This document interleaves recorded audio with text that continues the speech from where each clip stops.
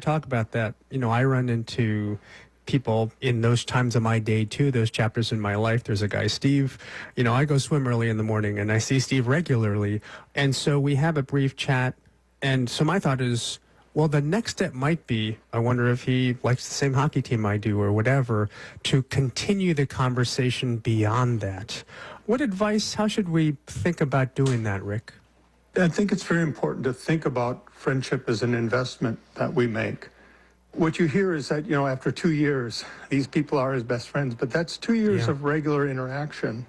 It's also 2 years of mutual dependency, where when you commit yourself to a group like that, what you're doing is you're committing to showing up for others. And I think it's really important what you suggest is like thinking about how do I take the next step in conversation. But it's also being intentionally open when somebody has questions or they have some kind of need, and you don't know when that's going to come about. You just have to be ready for it.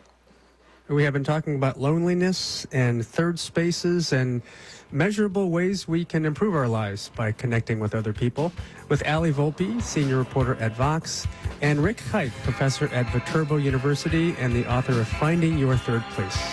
Rick, Ali, thanks to both of you. Thanks so much. Yeah, my pleasure. Thank you. This is Here and Now. Hey, it's A. Martinez, and I want you to cast your mind back to all the road trips you've had with that car of yours. Of all the miles you've racked up on the odometer, how many hours were spent listening to public radio? If mileage has taken its toll over the years, donate that car, truck, or RV to this station. You'll help everyone put more miles on their radio with hours and hours of thought-provoking news and information. Here's how. Go to radioiq.org. Click the vehicle donation banner at the top of the page.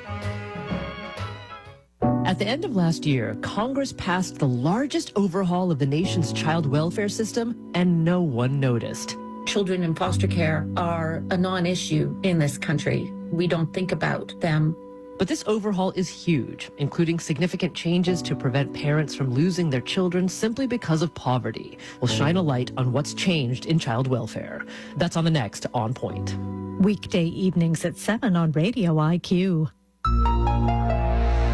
Funding for Here and Now comes from the listeners of WBUR Boston and your NPR station and Rhodes Scholar, celebrating 50 years of transformative learning adventures for adults in over 100 countries. Learn more at rhodesscholar.org/explore. And WBUR presenting Beyond All Repair, a podcast about an unsolved murder, a family torn apart, and the woman who wasn't believed. Listen to Beyond All Repair wherever you get your podcasts. It's Here and Now. President Trump's net worth has skyrocketed since Friday, and that is when he rolled out a brand new cryptocurrency product known as a Trump meme coin. The asset flew up in value over the weekend. It's now worth north of $7 billion. So who's getting rich off this? And does this raise questions about corruption? Let's talk now to Felix Salmon. He's chief financial correspondent at Axios. Hey, Felix. Good afternoon. Great to be here. Good to have you. So first, give us the basics of what this is. What is this Trump-themed cryptocurrency product? So Bitcoin is the most famous cryptocurrency. Ethereum, Solana, there are others. This is a little bit like the mechanics of it are a little bit different. Technically, it's a token rather than a coin. But to a first approximation, it behaves the same way. It's just another one of those cryptocurrencies that you can buy and sell and trade and try and make money on. All right. And now over the weekend, a whole lot of people did buy and bid up the price. And now the total value of these assets, known in the lingo as market capitalization, is north of $7.5 billion. So this is way north of that. Probably 3 or 4 times that. Yeah. Oh, it is that much. Okay. So this is wealth on paper. Who is getting rich here? So anyone who's trading it when it goes up, buying when it's low and selling when it's high, they're getting rich. There was one person who famously made $150 million just in the space of a few hours by buying it at 18 cents, and then it went up to like $35. So they're getting rich. But the one person who's really, really, really getting rich is Donald Trump, because he owns 80% of the coins. And so, at one point when I was writing this story over the weekend, he had more than $50 billion worth of these coins just, sitting in his wallet, basically. Yeah, I mean, in his first term, Trump's first term, there were many concerns, you'll recall, about his business interests and conflicts of interest. In this case, is it as simple as President Trump directly profiting off his popularity? Yes, it really is as simple as that. And what happens is that those coins that he owns are going to become unlocked over the next 3 years, beginning in April. He will be able to sell those coins to anyone he likes, and they will be able to pay him as much as they like for those coins. So there's a direct way for basically anyone in the world.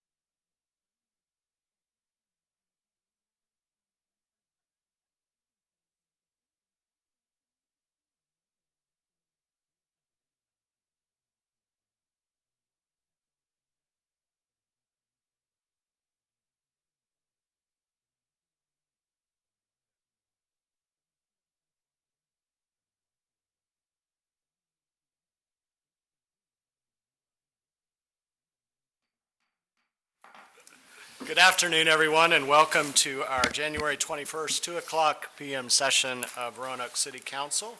I'll ask our clerk, Ms. McCoy, to please call the roll. Ms. Sanchez Jones? Here. Vice Mayor McGuire? Here. Mr. Nash? Here. Mr. Volleson? Here. Mr. Hagan? Here. And Mayor Cobb. Here, and a quorum is present. Reverend Elder Milton Hardy Jr.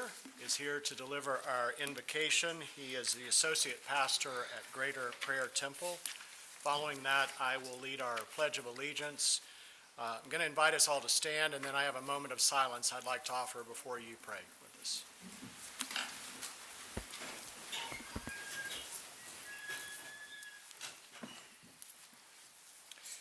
I'd like to invite us to observe a moment of silence in memory of Dr. Frank Eastburn, former member of the Roanoke Arts Commission, Roanoke Public Library Board, and the Citizens Advisory Committee for the Citywide Park Study, which was a precursor to the Parks and Recreation Advisory Board. Dr. Eastburn passed away on Wednesday, January 8th of this year. Please join me in a moment of silence.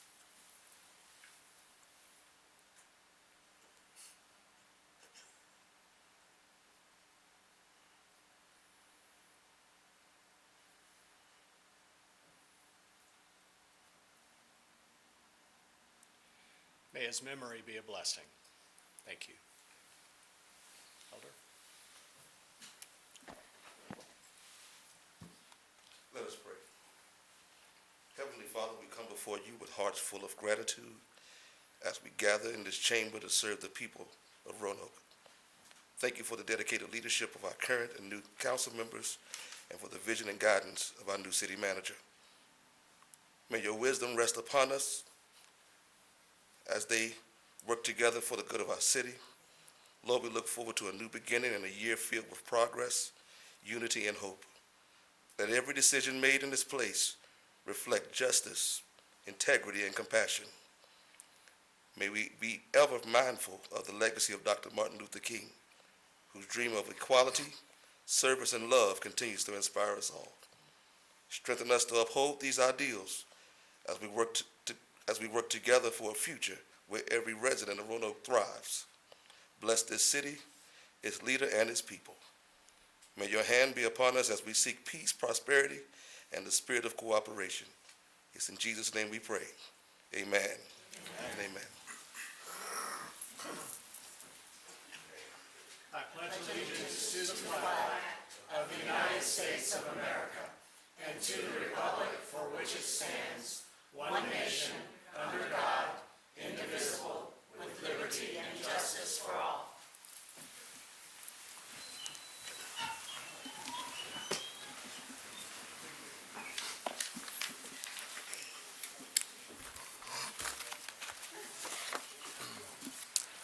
It's great to welcome all of you here today for our second meeting of this new year. Welcome to our new council members. It's a delight to work together, and we especially want to welcome for her first meeting our new city manager, Ms. Val Marie Turner. Welcome.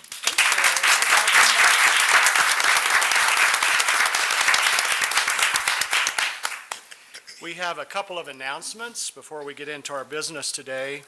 The first is that city council meetings will be televised live and replayed on RVTV, Channel 3, on Thursdays at 7 o'clock p.m. and Saturdays from 10 a.m. to 5 p.m. and video streamed through Facebook Live at facebook.com/RoanokeVA. City council meetings are offered with closed captioning for the deaf or hard of hearing. The city clerk's office is accepting applications for 2 upcoming vacancies on the Roanoke City School Board for 3-year terms of office, each expiring on June 30th, 2025. 3-year terms of office will commence July 1st, 2025, and end on June 30th, 2028. Incumbent school board trustees are Mary Franny Apel and Joyce W. Watkins. Application and information describing the duties and responsibilities of trustees of the school board are available on the City of Roanoke's webpage at roanokeva.gov or may be obtained by contacting the city clerk's office, room 456, just down the hall in this building, Noel C. Taylor Municipal Building, 215 Church Avenue Southwest, between the hours of 8 a.m. and 5 p.m., Monday through Friday. The deadline to receive applications is Monday, March 10th, 2025 at 5 p.m. For any questions or additional information about the application process, you may contact the city clerk's office at 540-853-2541.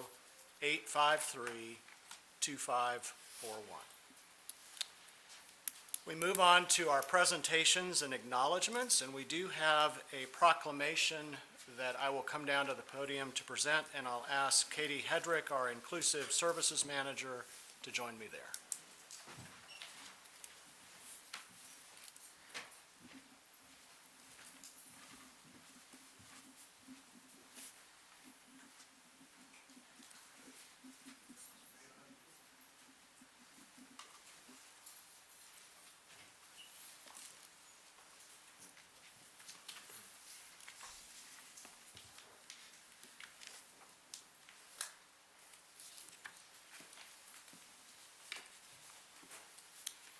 Proclamation for National Day of Racial Healing.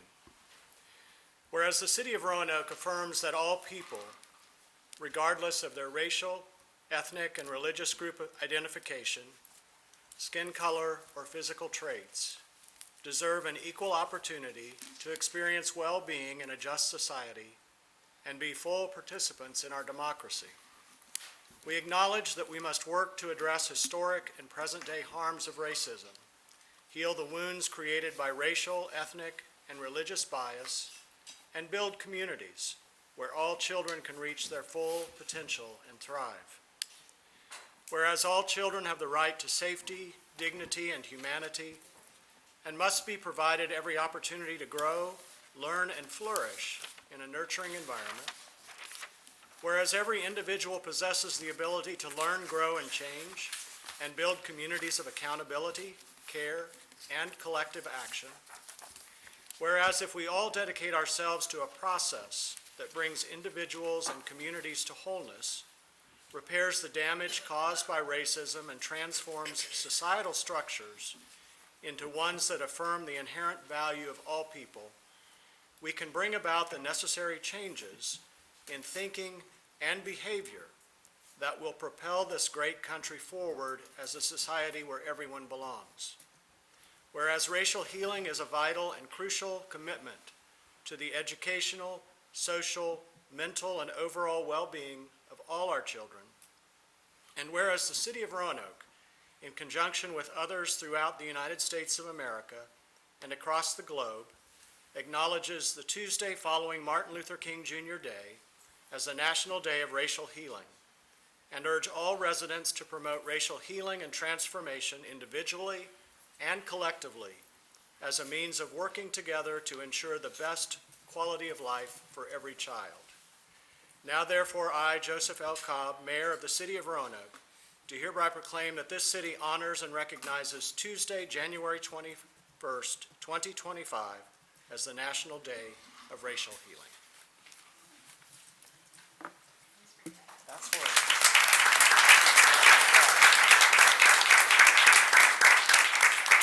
Thank you, Mayor Cobb, for that proclamation.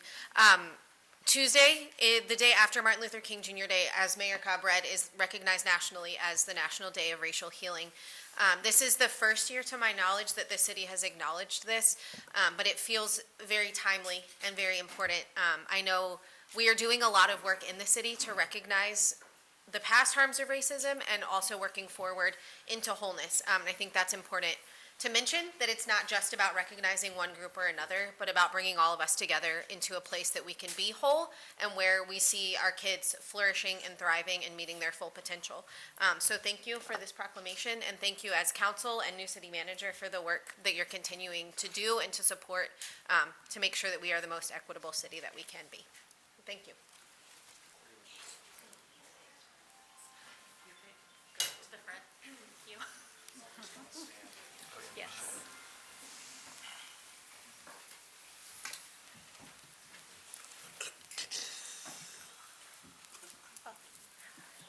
Judge Jones, if you could, thank you. That's perfect. All right.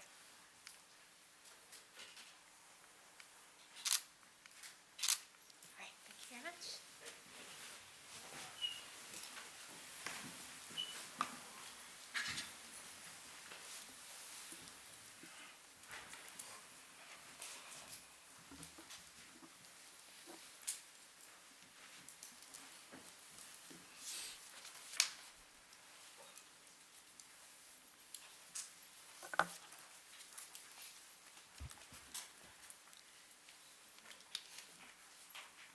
Our next item is the hearing of citizens upon public matters, and I'm always pleased that we, as the City of Roanoke, can offer this opportunity to hear from our citizens. Since being on City Council, I've learned that there are a number of localities across the nation that don't ever allow for public comment in their or hearing of citizens in their agendas. So I'm grateful that we have done this for a very long time.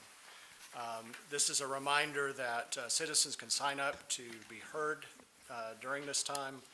All matters will be referred to the city manager for her response, recommendation, or report to the council as she may deem appropriate.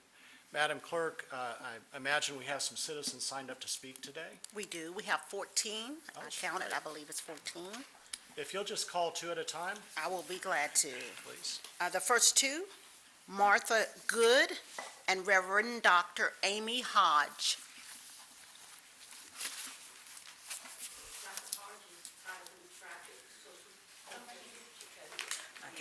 Okay, thank you. Welcome, Ms. Good. You can just come right up here. Thank you.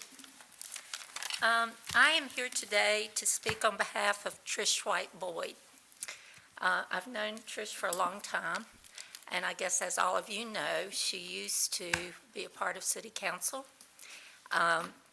She was also the vice mayor for a while, and I fully believe that she, deserves a position back on this council. Trish, she understands how our government operates and functions. She works well with all members of City Council. She works tirelessly and endlessly for the benefit of our city.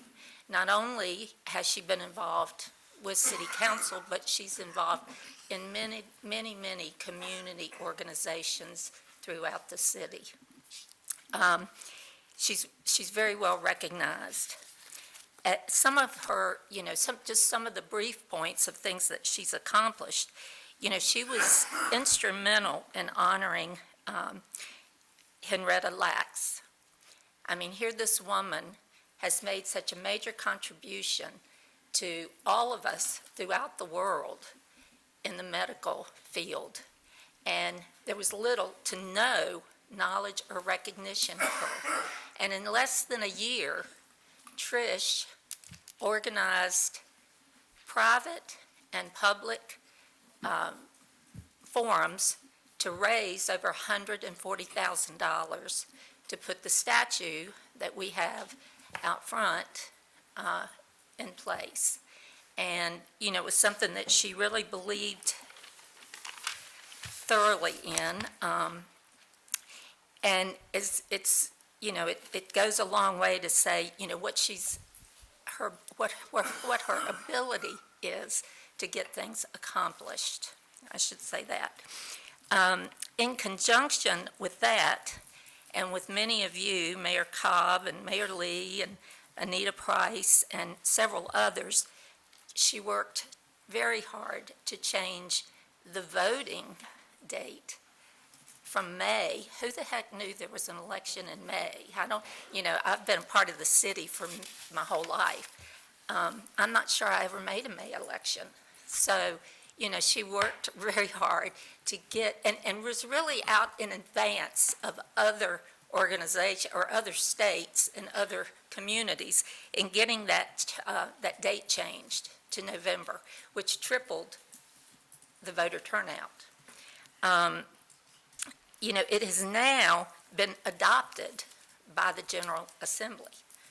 throughout. So no longer do we have to worry about May. Trish she's worked hard to cut taxes, to reduce our electric bills. Is that my time?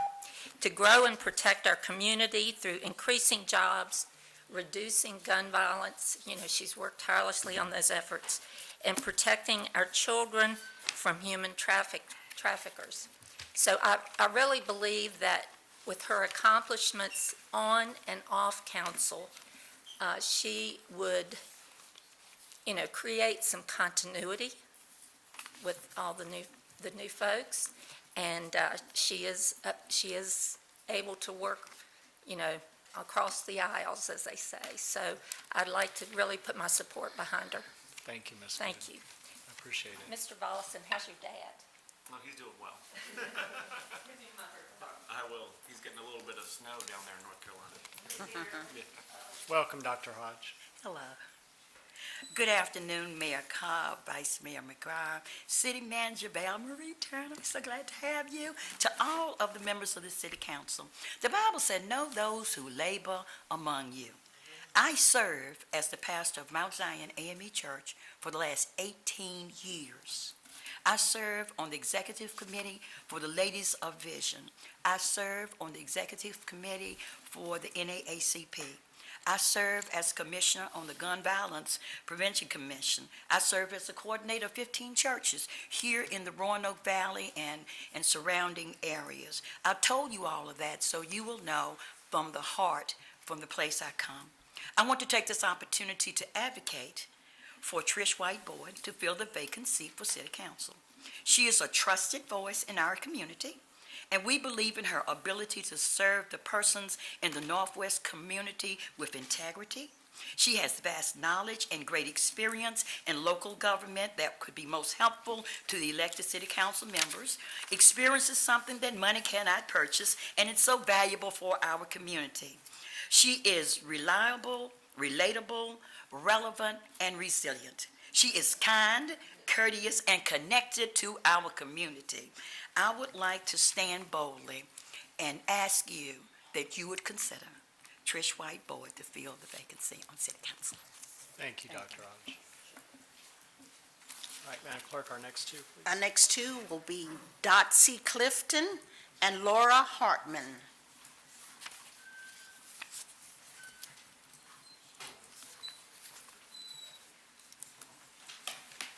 Welcome, Ms. Clifton. Thank you. I'm happy to be here.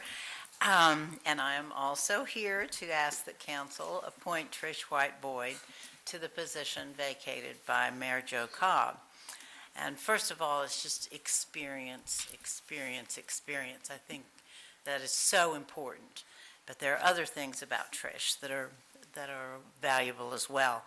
Trish jumps in with both feet. She has a strong commitment to sustainability. She told me that on her own dime, she visited Proterra, an electric bus plant in Greenville, South Carolina, just a few months after being appointed to council, just to see how these buses work and to advocate for electric buses in Roanoke City. Because of the commitment to sustainability of other council members and her passion, I understand that we have 3 electric buses coming in a matter of weeks. As chair of personnel, Trish has navigated our city through the separation of a city manager to the hiring of an interim and then the hiring of a permanent city manager in an amazingly efficient time frame. When there was much uncertainty in the city, I believe Trish, as personnel chair, with the assistance of Mayor Lee and her colleagues on council, was instrumental in stabilizing some of the change and controversy that Roanoke was experiencing earlier in the year. Finally, Trish has the experience and the ability to hit the ground running. She's deeply familiar with all the capital improvement projects currently on the table. She knows and understands the city's budget and how that process works. She's tuned to the challenges and priorities facing Roanoke and is made more effective by the varied personal ties she has developed with folks in all quadrants of the city. I deal with lots of people, and I hear nothing but good things about the work Trish has done and how responsive she is to the needs of people in all walks of life in our Star City. If you leave a message for Trish to call you, she calls you back, no matter who you are. Trish is overwhelmingly the wisest choice to fill this important seat, and I hope you'll make that. Thank you very much. Welcome, Ms. Hartman. Good afternoon. I bring you greetings from BRAG, the Bus Riders of Roanoke Advocacy Group. Hello, especially new members of council, and hello, new city manager. In the future, you will be hearing from us with requests and complaints and that sort of thing, but today is a happy day. We just want to celebrate and express our gratitude. We want to express our gratitude for MetroFlex, which has been in place for a year now. It started last January. Numbers of use in MetroFlex has been going up, which is great. So MetroFlex is our after hours and Sunday on-demand microtransit service. And members of City Council and City Manager, if you have not yet had the chance to try MetroFlex, I want to encourage you to do so. This is a 2-year pilot program that they are using to evaluate whether we need to extend fixed route service to evening and Sundays. It benefits so many people, people who work late, people who have things to do on Sundays, any church people in the house, like you have people who need to get the places on Sundays, right? This is a great, great service for the low price of $1.75 or 85 cents if you have the discount. You can get to church and back. It is a service where you reserve it by calling on the phone. So if you're not aware, you call 540-343-1721 to reserve your ride a day in advance on MetroFlex. So we are so pleased with MetroFlex. We are so grateful that this body listened to the needs of our riders and created that service for us. We also want to celebrate and express our gratitude for Transit Equity Day, which is coming up on February 4th. The buses will be free on February 4th. This is a great day to ride the bus for that reason. We thank the GRTC board for voting for that the buses would be free on that day. And we encourage you to join the celebration. BRAG will have special tables at the downtown station and a few other locations around town, where we'll be distributing information about buses and about Transit Equity Day. Transit Equity Day is Rosa Parks' birthday, so we're celebrating her work for equity in transit. We're also working to educate our citizens about Margie Jumper, who did a lot of what Rosa Parks did about a decade earlier in this city. So we're very proud of that heritage there. We're very proud of Rosie Jumper, and we're proud of the efforts towards equity in transit. We like to say that buses are for everyone. And when we advocate for improvements to the service, it's because we feel it's falling short of that ideal. We want the buses to truly be for everyone. So we will in the future be advocating for improvements to bus stops, in frequency of service, and similar improvements to widen the scope of who can use it. Thank you. Thank you. Our next two speakers is former Mayor Sherman P. Lee Sr. and Barbara Dirk.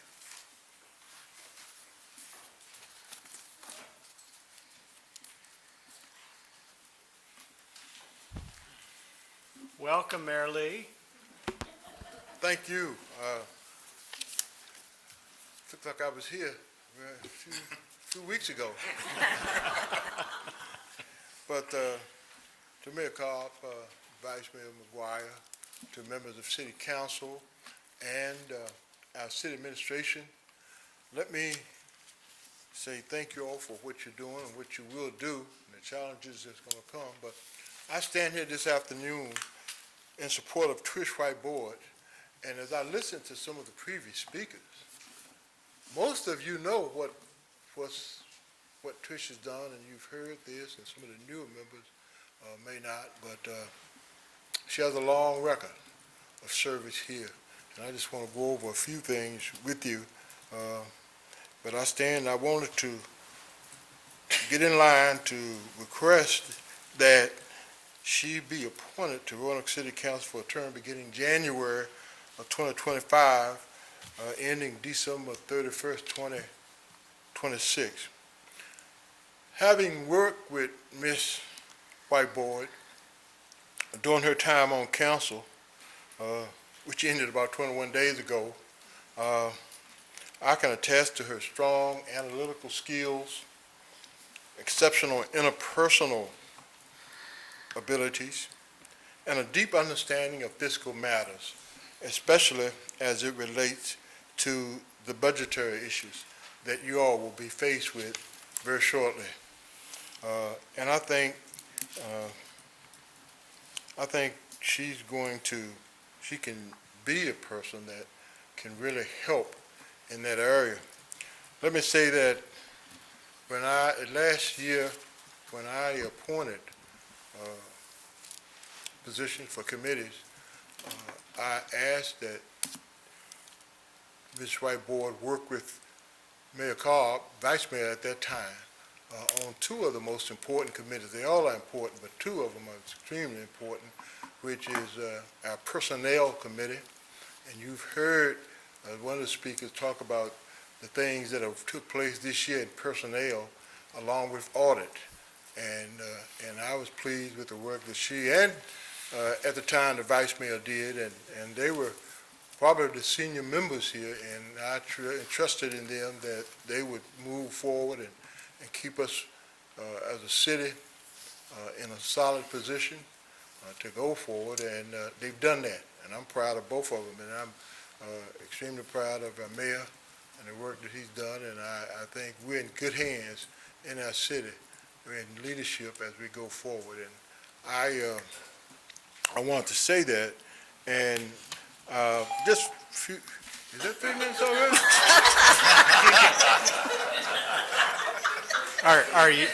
Are you near a conclusion, Mayor? I haven't even got started.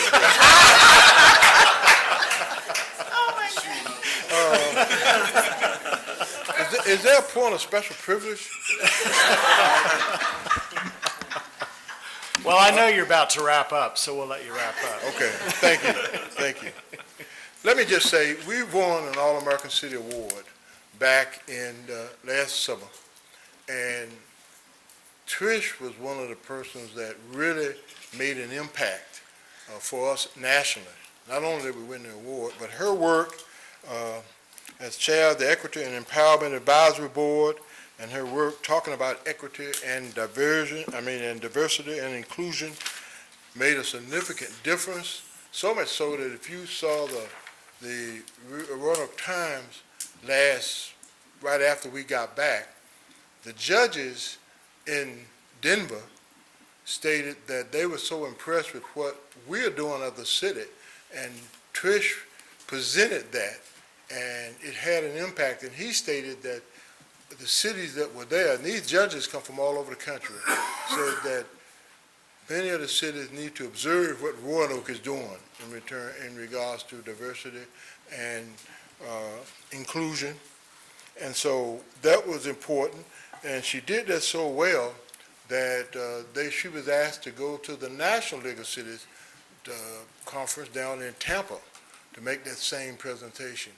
And again, that brought Roanoke national acclaim. So finally, let me just say this, that her work will be beneficiary to you as her physical acknowledgement of the budget and those things that have come up. And the one thing that I admire about her was that she was one of two people in the state and that talked about local car tax and how we need to do what we can do to eliminate that. That has come to the top of the governor's budget. And we were also advised that there were only two people, Ms. Franklin and Trish, that talked about that, two Democrats out here. So that's the kind of insight that she brings to the council. And I think it's important, and I think that that will prove worthwhile to us as a city. So my role as a city, I've never stopped advocating for us to bring the best people we can to do the work of the city. And I think Trish Whiteboard will be that type of person. Thank you. God bless you. And do what I know you're going to do. Face the challenges. I enjoyed working with all of you. And just stay the course. Stay the course. Take care. Thank you, Mayor. Thank you, Mayor.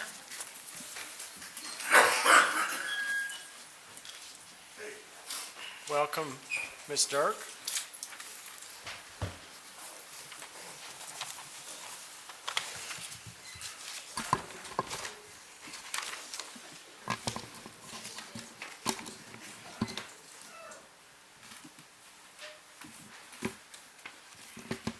Let's see.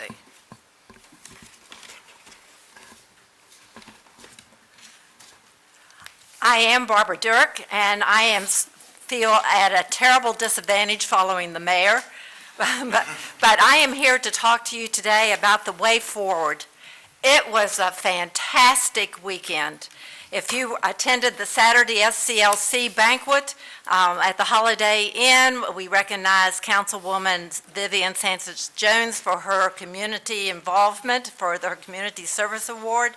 On Saturday after that we had the 250 Commission, which is celebrating the 250th anniversary of our country, and they decided to kick it off right here in Roanoke. So we encourage you to see the mobile exhibit that's there at the Visitor Center for a week, and to take pride that this is the 250th birthday of our country, and how you now and your families in the past have been involved. Sunday was Robert E. Lee's birthday, and then on Monday we not only had the federal holiday marking Dr. Martin Luther King's birthday with a breakfast at the Hotel Roanoke, the inauguration of the 47th president, and then last night the group called Roanoke Justice met at the Hill Street Baptist Church. Powerful, powerful. They talked about mountaintop highs. They talked about mountaintop high, going to let freedom ring from the mountains, and they said that at the inauguration of President Trump.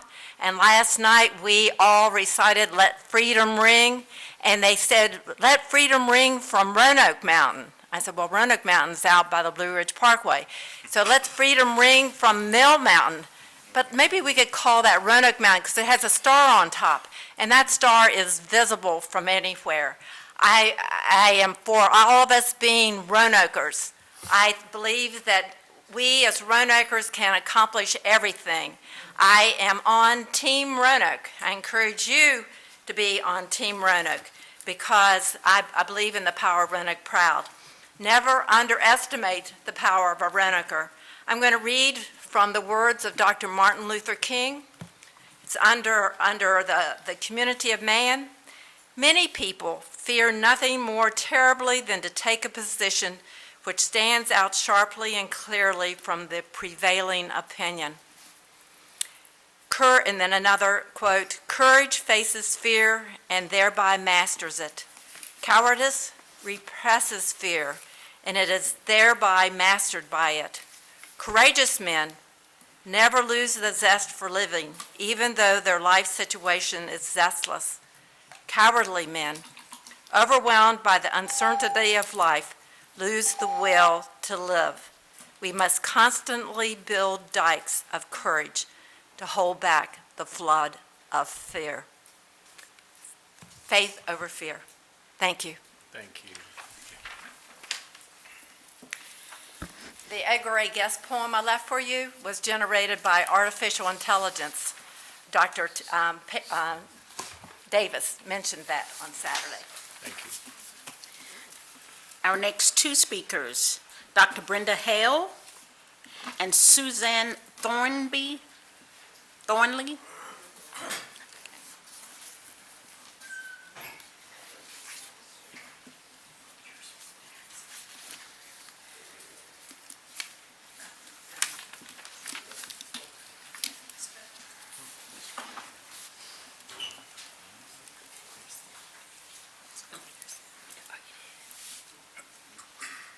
Welcome, Dr. Hale. Thank you. Let's catch my breath. Oh,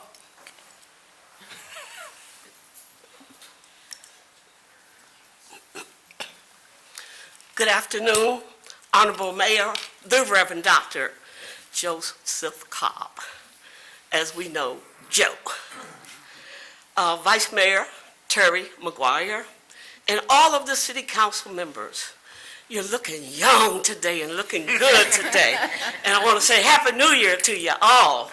And our illustrious city manager now, and our city clerk, you look younger every time I look at you. Oh, well, all right, I'll take that.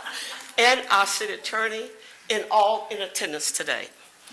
Today, I stand before you with a request, asking that you give great consideration regarding the vacant city council seat.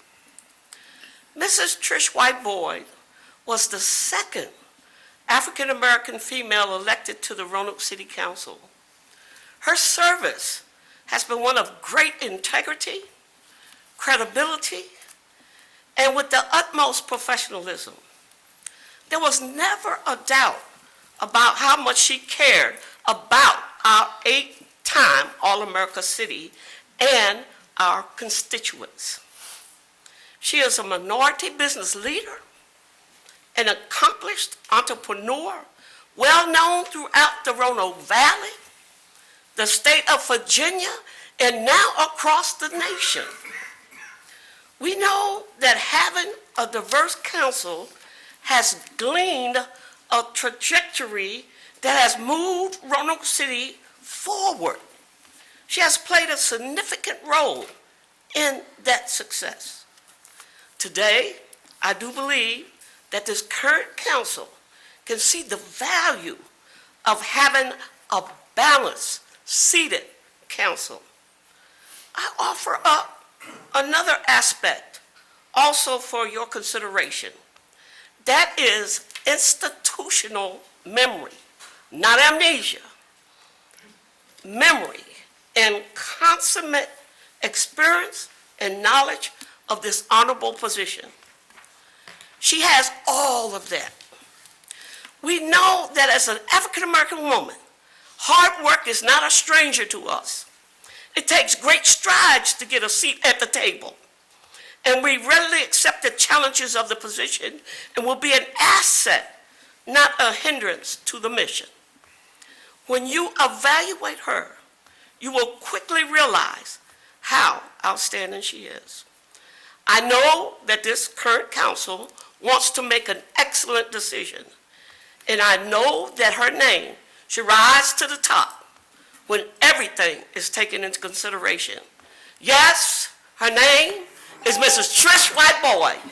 Thank you for this opportunity and the time. Respectfully, Dr. Brunel Hale. Thank you, Dr. Hale.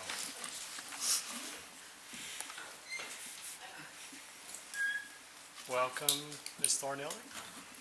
Thank you so much, and good afternoon, Mayor Cobb and Vice Mayor McGuire, City Council members, and welcome new City Manager, City Clerk, and City Attorney. So I am also here to speak on behalf of Trish White Boyd, and I feel like her thunder and her competency has all been celebrated by those who have spoken before me. A lot of what I was going to say has already been vocalized in this room. What I can say in addition is that I have worked closely with her. I worked with her on the Henrietta Lacks Hidden in Plain Sight project, and I watched her have an idea, hit the ground running. I sat with her with council members. I know the dynamic commitment that she has to this city, to this community, to friendships, to all that she has an interest in. She brings enormous value to the table. I want to sort of also echo what Dotsie Clifton said. I know anyone that calls her and needs something for her or has an idea, she is always willing to listen. And once she listens, she will consider those options. I think she also, somebody said that she has a great capacity to reach across the aisle. If that happens here in that way, I'm not sure. I haven't been on the inside of City Council, but I know she lends an ear and adds balance balance, energy, enthusiasm, and I would like to encourage you to elect her to the available seat on City Council. Thank you so much. Thank you. The next two speakers, Kathy Greenberg and former council member Anita James Price.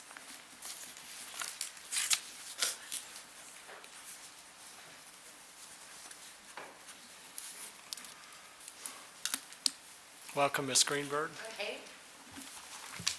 Mayor Cobb and City Council members, you folks have the opportunity to fill the vacant council seat with someone who has demonstrated the commitment and passion to undertake the arduous task of running for the office. Evelyn Powers spent countless hours listening and talking to Roanoke citizens, just as Mr. McGuire, Mr. Nash, Mr. Hagan, and Mr. Cobb did. I dare say the five of them know and understand the citizens' current concerns better than any of the other applicants for the vacancy. Roanoke residents deserve a coalition of council members who know and respect their current voice concerns and brings fresh eyes, open minds, and transparency to solving the issues at hand. Adding Evelyn Powers to council would ensure that. Actually, 3 city council members said that in September. The Roanoke Rambler reported in September 2024 that Evelyn Powers, who ran as an independent, received public endorsements from the seat from Mayor Lee, Trish White Boyd, and Peter Volleson. All 3 are Democrats. The Roanoke City Democratic Committee bylaws state that among a list of violations of ethical conduct being found to have supported a candidate other than a Democratic nominee during a general election.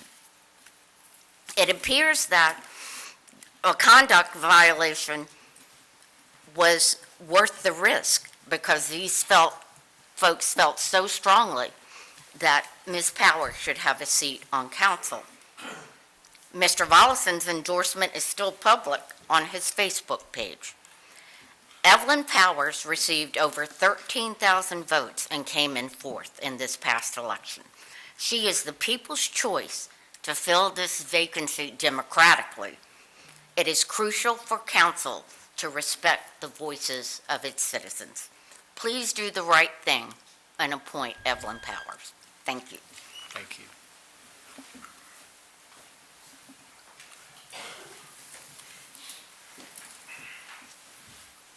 Welcome, Ms. Price. Welcome indeed. Good afternoon, Mayor Cobb and our distinguished City Council, and I want to extend my sincere welcome to our new City Manager, Val Marie Turner. Welcome.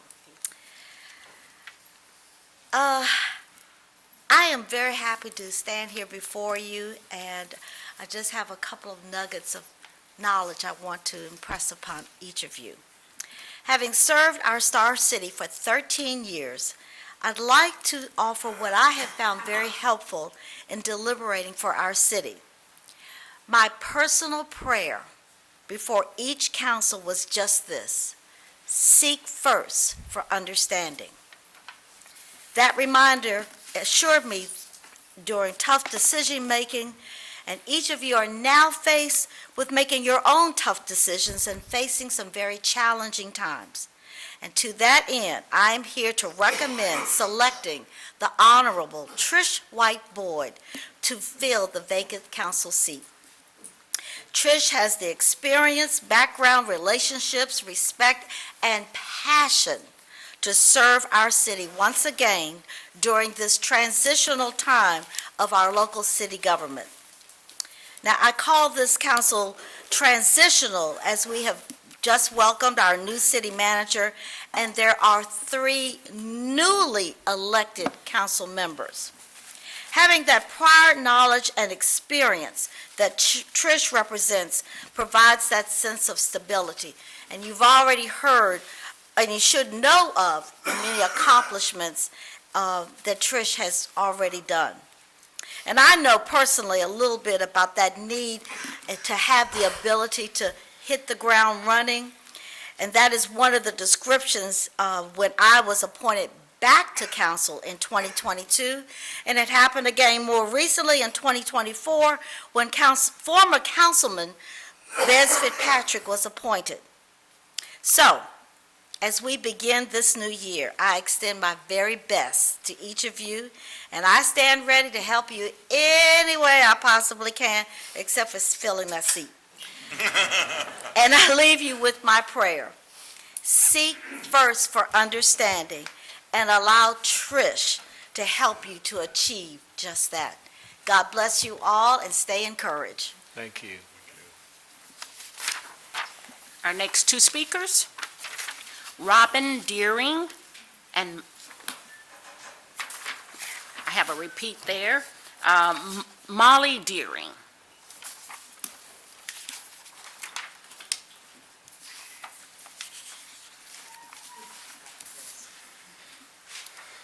So Molly Deering is my sister, and she's sick today. Okay. So we have a little reprieve here. Welcome. So, I'm Robin Deering, and I live in Roanoke City, and I love Roanoke City. I have lived here off and on for years, and we're not without our problems, but thank you guys for doing the best you can to be progressive, to be safe, to make us all included, and God bless you. So I have three real quick things. One is handicap parking in Roanoke City. As you can see, I'm a victim of that.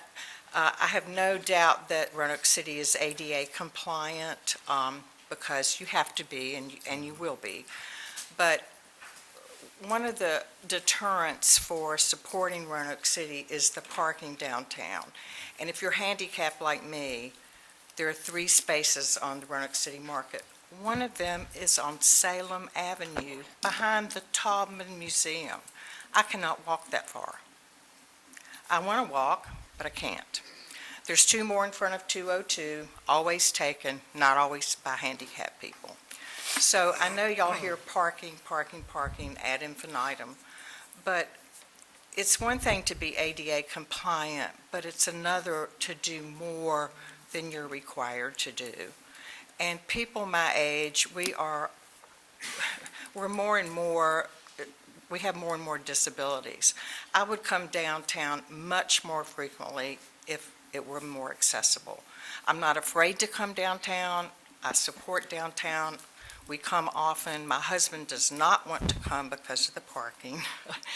But if we could do something to promote more community availability to those of us who do have disabilities, it would be good to do one step more than required. The second thing briefly is parking again. Why don't we have individual parking spaces on all the streets? Why don't we have them striped and marked? I'm on Church Avenue twice a week, going to businesses there. We could park 4 or 5 more cars on Church Avenue if those lines were striped. People don't purposefully take up 2 spaces, but they leave. The person who pulls in behind them takes up another half a space or 1.5. It just makes sense. It would also help with parking tickets, so that might benefit the bottom line. I just can't understand why that hasn't been done. Kudos to whoever did the bike lanes in Grandin and the Greenway. Beautiful job. Safety barriers, green paint, bike friendly. And it's because we are bike friendly. We're trying to get more and more people who are outdoors oriented here. Why can't we spend some money just striping the parking spaces? And finally, part of the chorus, she's my best friend, so I'll just have to tell you, Trish belongs on this city council. You could so much use her expertise and her fire and her love for Roanoke City. She's tireless, she's fearless. I just don't see how you could do any better. Thanks. Thank you, Ms. Deering. I'm going to ask our city attorney to comment on this, but to your first point, we passed an ordinance last year, and clearly not everyone that needs to know about it knows about it. But when you have a handicap placard, you can park anywhere downtown. You don't have to park in a designated handicap spot. I know. Okay. But it's availability, right? But to my second point, we could have so many more spaces if the lines were just smart. I would definitely take the first available. I'm not going to take up a handicap spot unless I absolutely have to. So we would have more spaces if we could just line them. Yes, but I know that. Okay, good. Thanks. Thank you. I practiced law for 35 years. I know Great. that. Thank you. Thank you so much. Okay. Did we have Molly? She's ill. Oh, she's ill, okay. The next speaker will be Adele Carlos and Lene Clegg.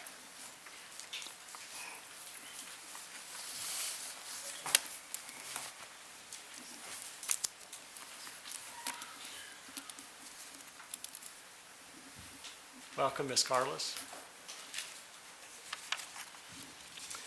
Good afternoon, Honorable Mayor Cobb, members of City Council, and our new city manager. My name is Adele Carlos. I'm a resident and part owner of a startup pharmaceutical company in Roanoke.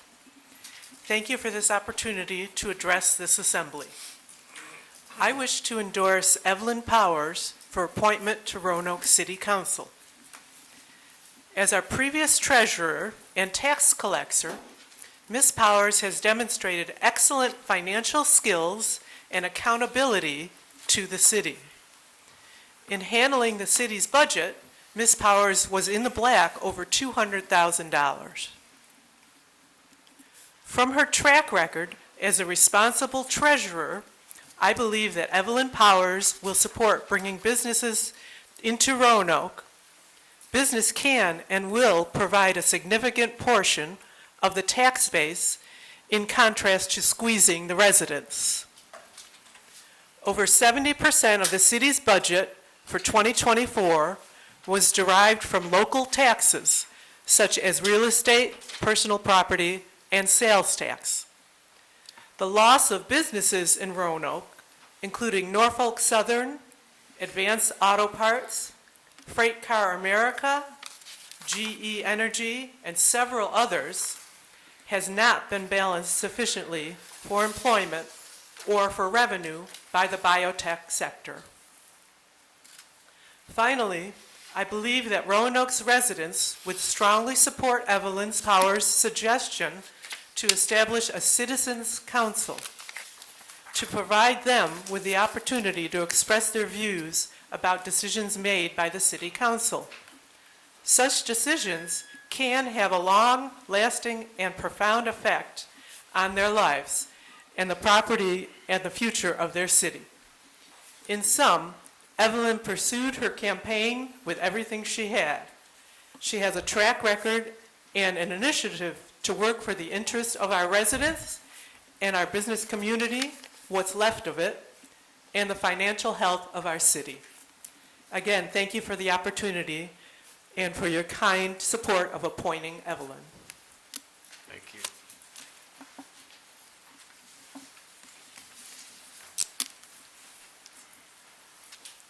Hi, Ms. Clay. Hello. Good afternoon, Mayor Cobb, Vice Mayor McGuire, all of the city council members, City Clerk Susie, and our new city manager. Congratulations and welcome. My name is Lene Clegg, and I'm here to advocate for Trish Whiteboy's return to City Council. It's great to hear about some of the accomplishments of Trish as it relates to her skills and her impact on the council and as vice mayor. I would like to speak to you about Trish, the woman. I've known Trish for 31 years. She was the first to inspire me to believe in the power of politics. I've always voted in major elections, but never gave much attention to local government or even understood the responsibilities and power that my elected officials had as it related to my daily life, which includes being a Roanoke City resident, a business owner, a homeowner, a parent, and someone who cares deeply about her community. Trish set the precedent for my interest and active participation in putting the right people in elected positions and taking the initiative to learn and understand the issues that need resolution. And more importantly, sharing that knowledge with my peers and community to empower them to use their voice as well. When I see her, I see myself. She's a Black woman, a business owner, a mother. She's bold, fearless, has integrity, a heart for people, and makes things happen. One of the things that I love most about Trish is that she tells it like it is. Whether it's popular or not, she's more concerned with the truth and being the voice of those who go unheard. She embodies the character of a true leader, one that I can trust, and one that I can stand behind to represent me and fight for my interests. If I was the leader of this city, she would be the first person I choose to be on my team. A team is only as strong as its weakest link. I implore you, Mayor Cobbs, to choose each member wisely. The lives of the people depend on it. Thank you. Thank you. And our last speaker is Anthony Stavola.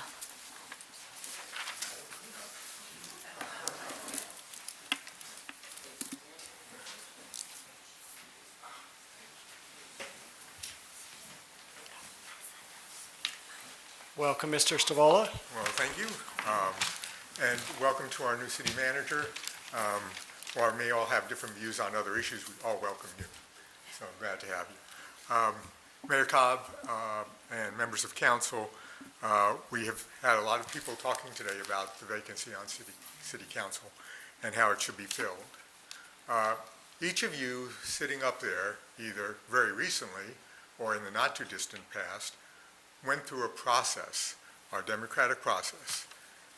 You went out and put hours and hours and hours and hours and hours attending community forum, speaking at neighborhood groups, and going through debates, and basically putting your case to the citizens of Roanoke about how you felt you could contribute to the running of the city and the decision-making process. And you did that, and the citizens then had a chance to respond to that with their votes. And that's how you all got to be where you are. And that process is the way we do it. And it is a process that anybody who was interested in being on council could participate in. So when I look at this, I see that Evelyn Powers participated in that process with each of you and received the votes of approximately 13,000 voters. And if in fact the fourth seat had been vacant at the time of that election, she would be sitting up there. So as we're making our decisions, we need to think about the fact that there were 13,000 voters who came to the conclusion, based on what they heard during the campaign, that Evelyn would be an appropriate person to represent them here. I know there are other applicants, and I appreciate that they have dedication and have served the city and have qualifications.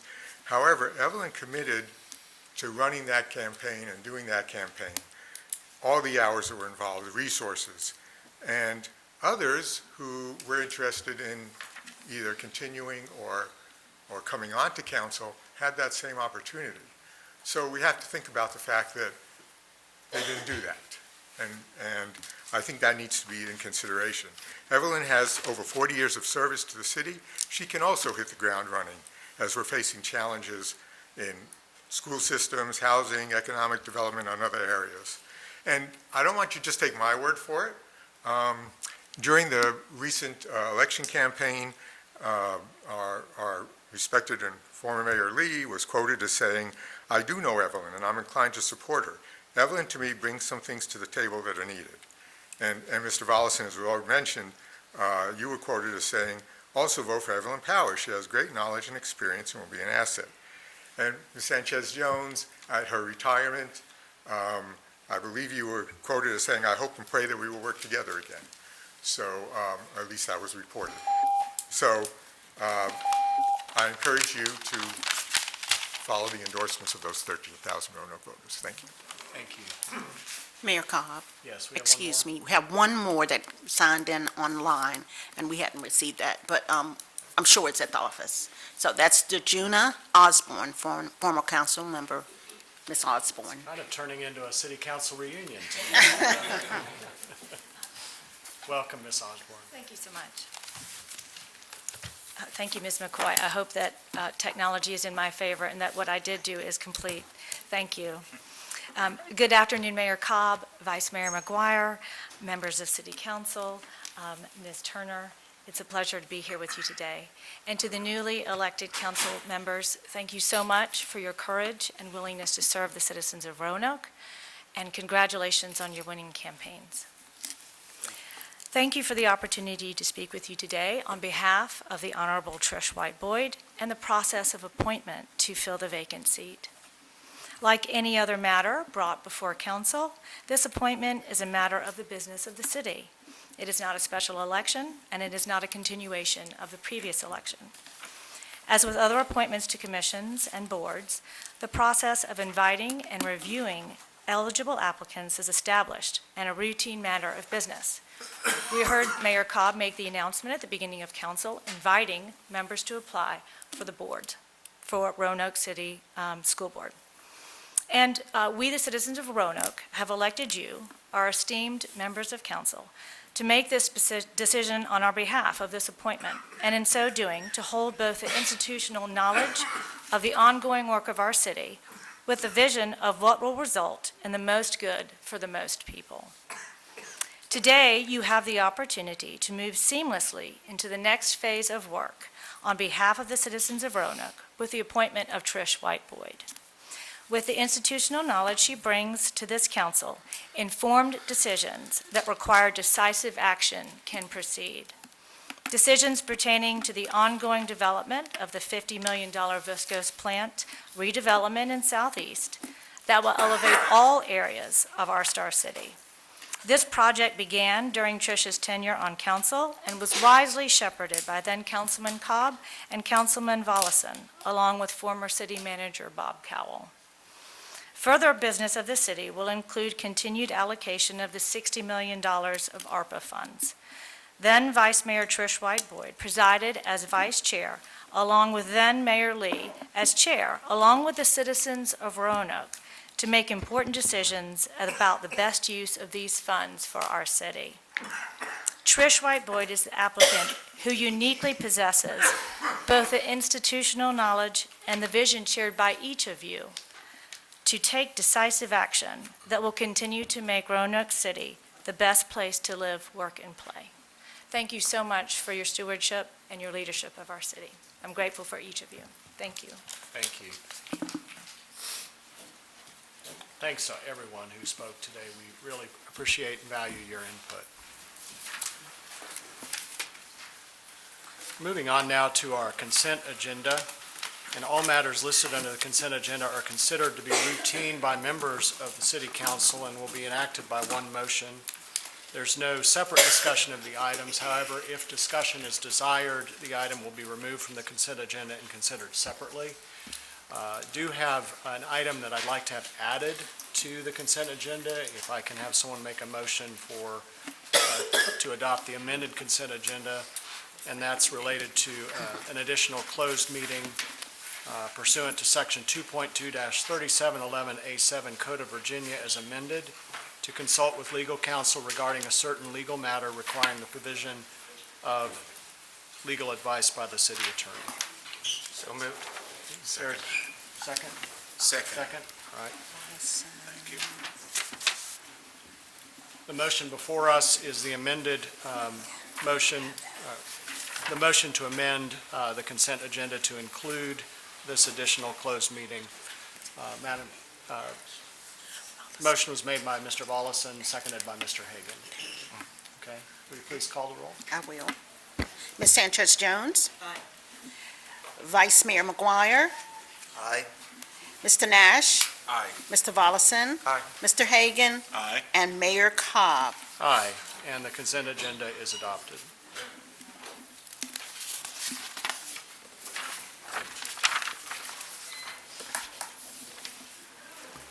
Move now to our regular agenda, and we'll go ahead to reports of city officers and the city manager.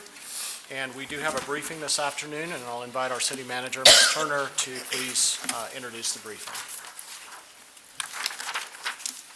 I haven't been coughing all the entire meeting, and now I start. All right. Excuse me.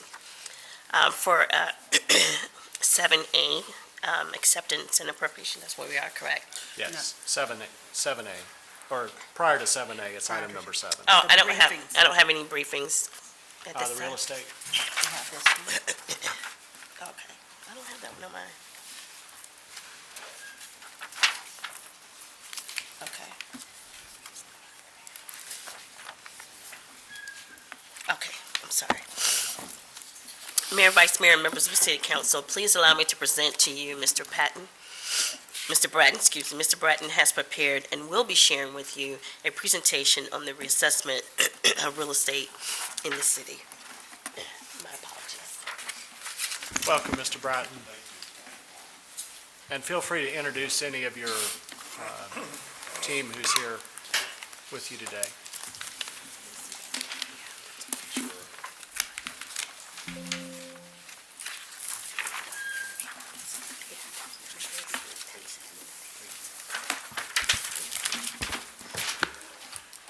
Good afternoon, Mayor Cobb, Vice Mayor McGuire, and honorable members of Roanoke City Council. It is my privilege to present the fiscal year 2025-2026 General Reassessment Update. I would like to begin by acknowledging the hard work and dedication of my staff of 14 members. Representing the team today are myself, Kelvin C. Bratton, Director of Real Estate Valuation, Deputy Director Angela Arnold, and Deputy Director Tate Dietrich. Thanks to this team of professionals, we report that the state of the city of Roanoke's $14.1 billion real estate portfolio is strong. The projected change in assessment for fiscal 25-26 is 8.23%. Our neighbors in Salem are projecting an 8.29% increase in assessment. Our neighbors in Roanoke County are projecting a 7.47% increase in assessment. As we share similar market dynamics, the changes in assessment are consistent throughout the region.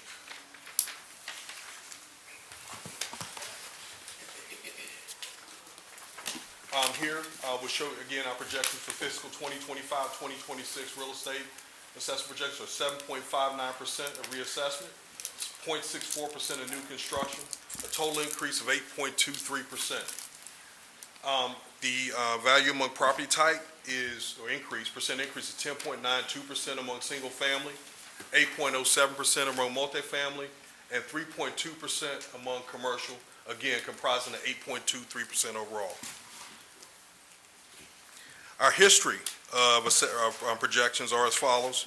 Last year, we had 13.04% residential increase, 4.5% commercial increase, and an overall increase of 10.27. We're projecting this year, residentially, 10.5% increase, and commercially, 3.2% increase, and an overall increase of 8.23% again. New construction.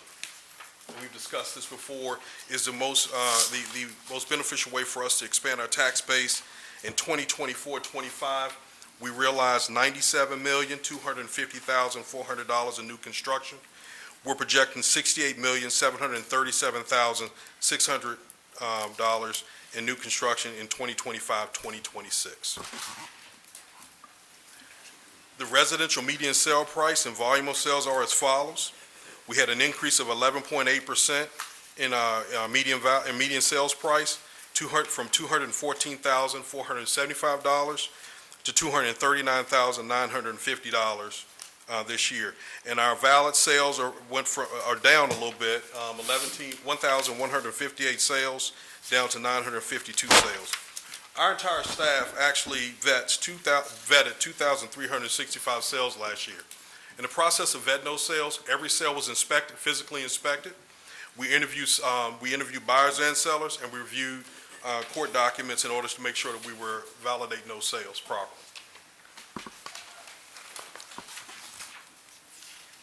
Average multifamily sale price per unit is about the same. We're looking at stability there. If you look at the converted houses and duplexes, you'll notice that we're at $94,000 per unit for converted houses and duplex sales. We're up slightly 7% to $100,800. In apartment sales, we're down, but that's based on volume, and we just haven't had the transactions we've had in the past, and it's down from $86,000 down to $82,900, roughly 3% down. Commercial sales, average sale price. This chart actually represents the stability in the market. There's been some transition, but I can confidently say we're out of COVID. We're in a post-COVID market, and if you look at that, sales are but one aspect of value in commercial property. We also lean into the cost and income approach in order to value that, and the cost and income approach are supporting our sales price per square foot in these different sectors. If you look at the industrial sector, for example, there's stability there. And then across all the other sectors, it provides you with the same information. In summary, the city's residential assessed value show an overall increase, of 10.92%. Multifamily assessed values increased by 8.07%. Commercial properties show an overall increase of assessed value of 3.20%. And again, we're projecting an 8.23% increase in assessments. The appeal process, that's where if citizens are unhappy with their assessment, they have the opportunity to appeal to our office. You can appeal to our office by on or before February 5th. You can get these appeal forms in the local fire station or libraries or the lobby of the municipal building, or you can go online to get those. If a property owner does not agree with our assessment, our appeal decision, they can file an appeal with the Board of Equalization. If they're unhappy with the results of the Board of Equalization, they can appeal to the circuit court. And just to draw your attention to 2024, we had 484 appeals to our office. We updated 137 of those, and there were 59 appeals to the BOE, and 8% were successful as far as the taxpayer is concerned.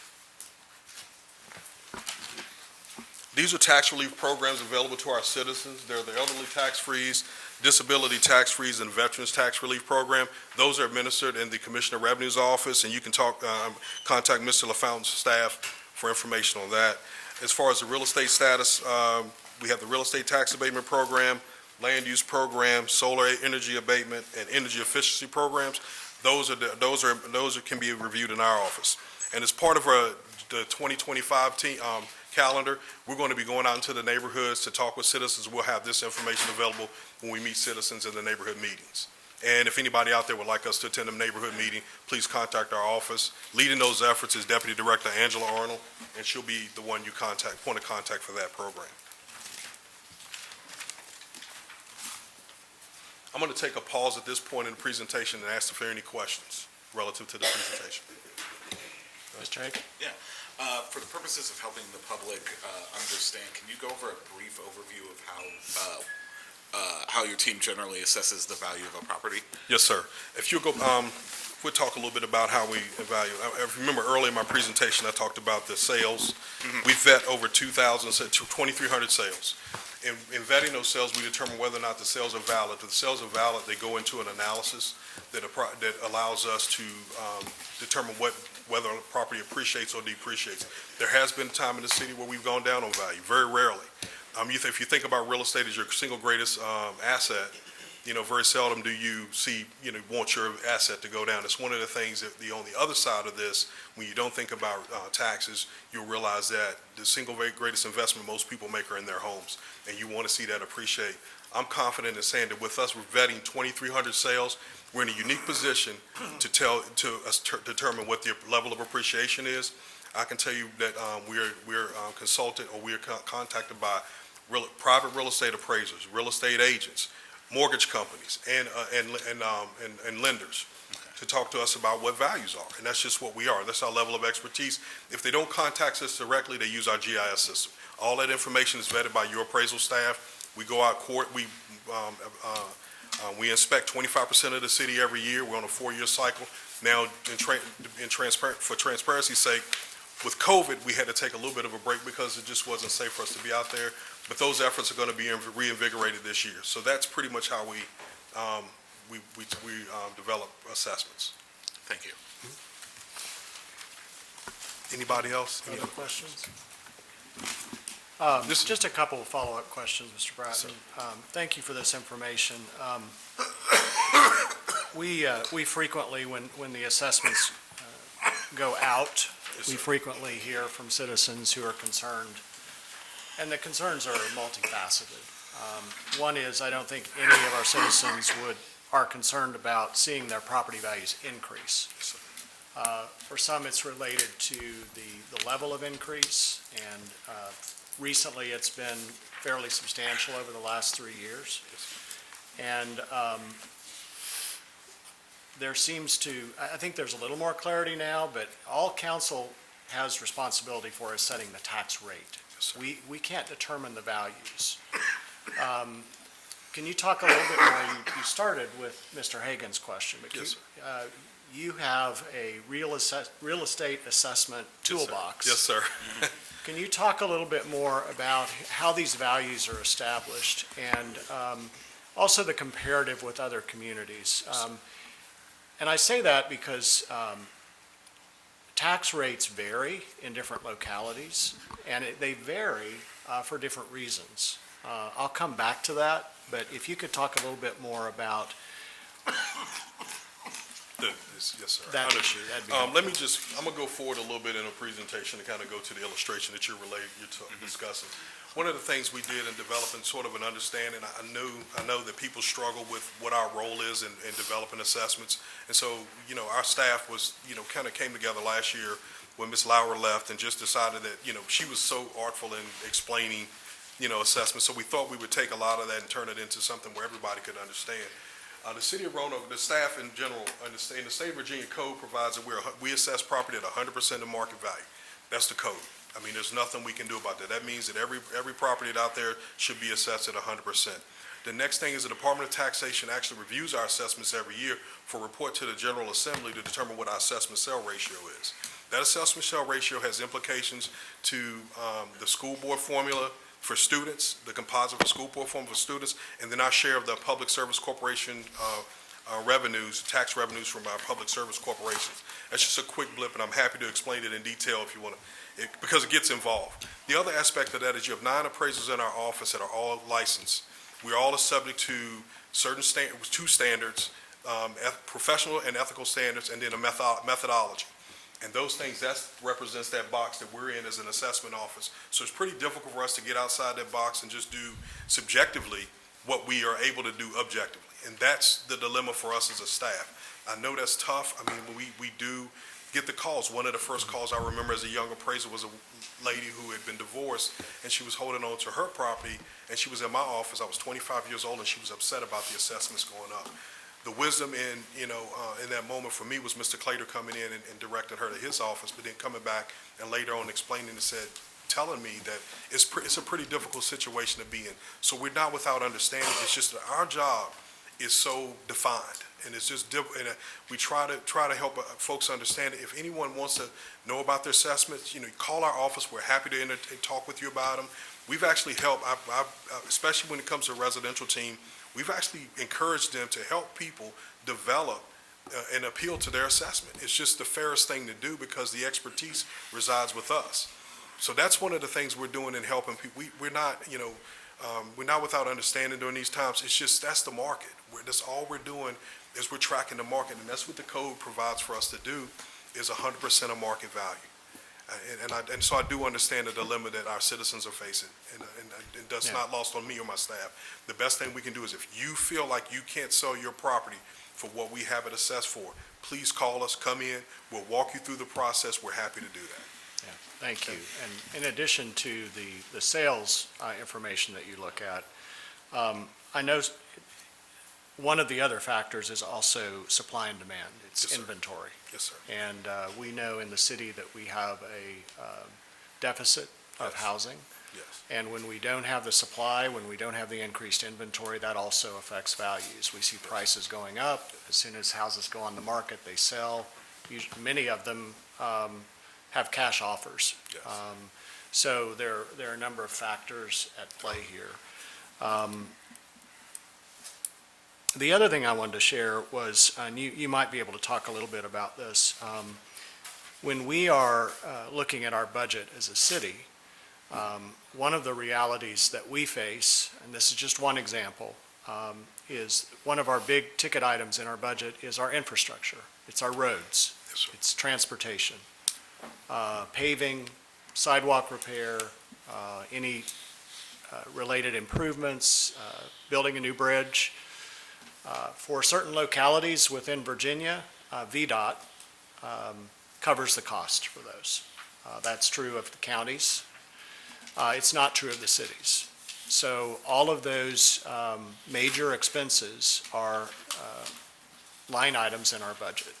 And so when we think about the tax rate that we have and the implications of either increasing that or reducing that, we have to remember the wholeness of our budget and what we're responsible for and what our citizens count on. So the real estate valuations, the real estate revenues are certainly a large percentage of our revenue stream for the city. They're not the whole thing, but they're a significantly large part of that.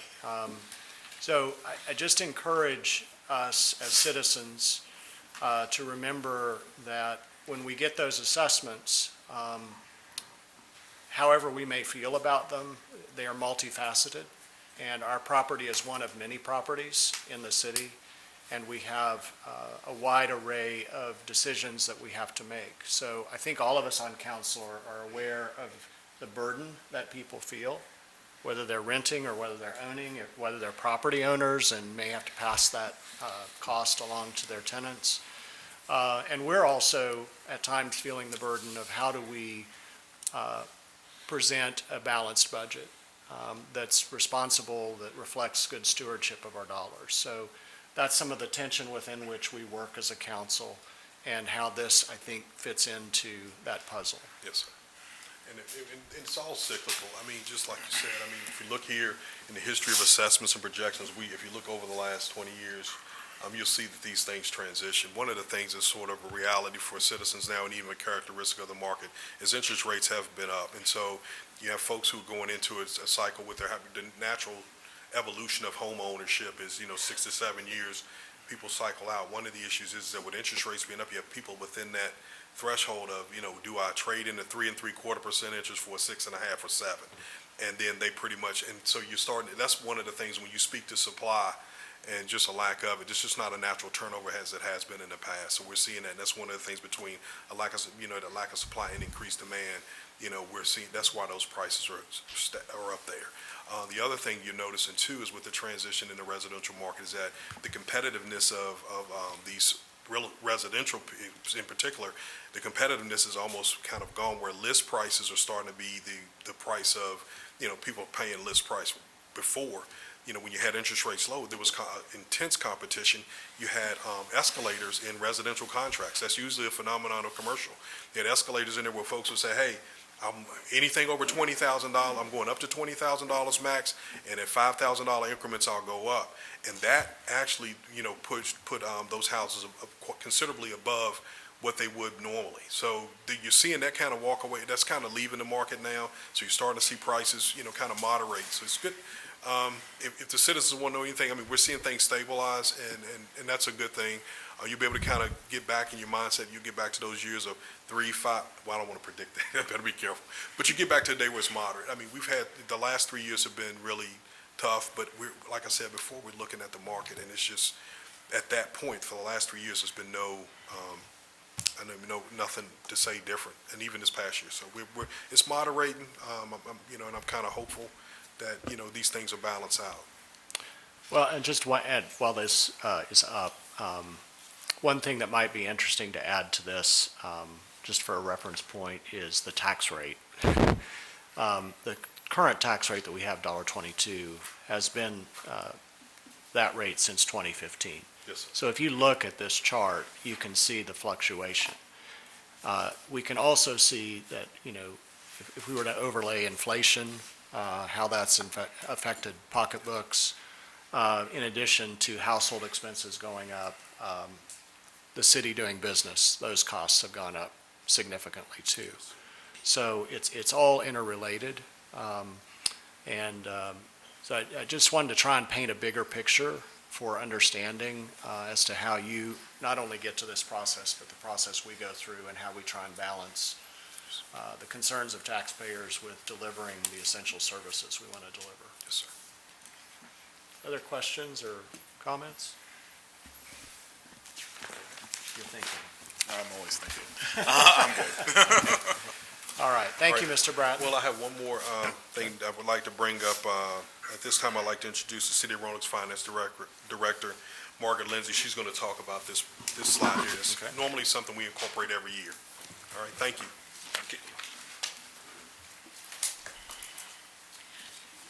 Good afternoon, Mayor Cobb, Vice Mayor McGuire, members of council. I just have a couple of sentences for you. This is a chart prepared each year for Mr. Bratton's and prior assessors' presentations to you. Fiscal '24, of course, is closed.